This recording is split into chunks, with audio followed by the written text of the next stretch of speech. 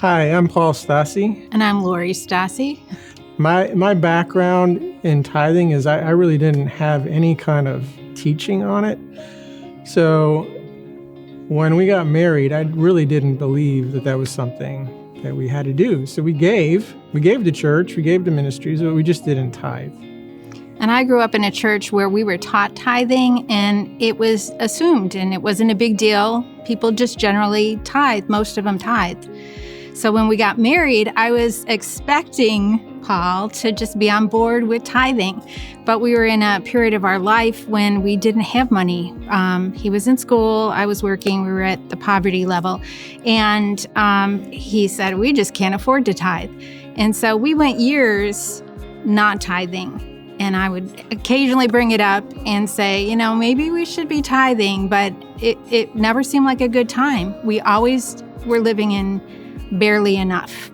And that went on for about 10 years until we had children and a house, and school loans were due, and we had... they were in Christian school. The kids were in Christian school, but we also had credit card debt, and we were drowning. And it was at that point the creditors started calling. And it was that time our pastor had a special sermon on you're robbing God. So this was like about 1991, so it's about 30 years ago. And the sermon was on Malachi 3, verse 7 to 12. And I'd just like to read it a minute. And it says, "Return to me and I will return to you, says the Lord.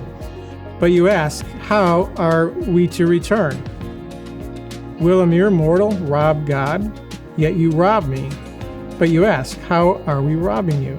In tithes and offerings. You are under a curse, your whole nation, because you are robbing me. Bring the whole tithe into the storehouse, that there may be food in the house. Test me in this, says the Lord Almighty, and see if I will not throw open the floodgates of heaven and pour out so much blessing that there will not be room enough to contain it. And I'll prevent pests from devouring your crops, and the vines in your fields will not drop their fruit before it's ripe, says the Lord Almighty. Then all the nations will call you blessed, for yours is the delightful land of the Lord Almighty." So he came home from this wonderful sermon, and he said, we need to start tithing. And I was like, what? Now? We have creditors calling. We're drowning. How can we start tithing now? But we both knew that God was saying, test me in this. Just do it and trust me. And it was miraculous. Yeah, so within a month, I was able to get another job. It was still in the same social service field I'm in. It was in a different part of the Chicago area. Mm-hmm. We sold our house for a good profit, mm-hmm. and we were complete. And we bought another house, but we were still completely out of debt. Yeah, God miraculously wiped it all clean.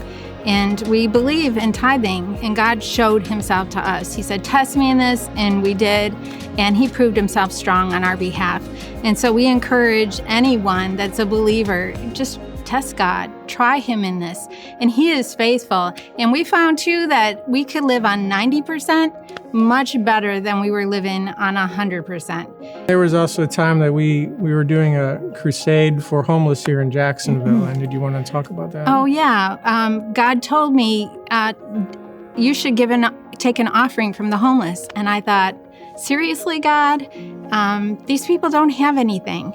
And I didn't take the offering. And afterward, he said to me, you denied them the benefit of a blessing. That even if they put a nickel or a quarter in the offering basket, God would have shown himself to them and proven himself that he is faithful. And the people that we have a spirit of poverty on them. God wanted to break that spirit of poverty off of them, and I denied them that opportunity. So we learned from that, and we're able to let people give and give them the opportunity of breaking free from that not enough mentality and the spirit of poverty.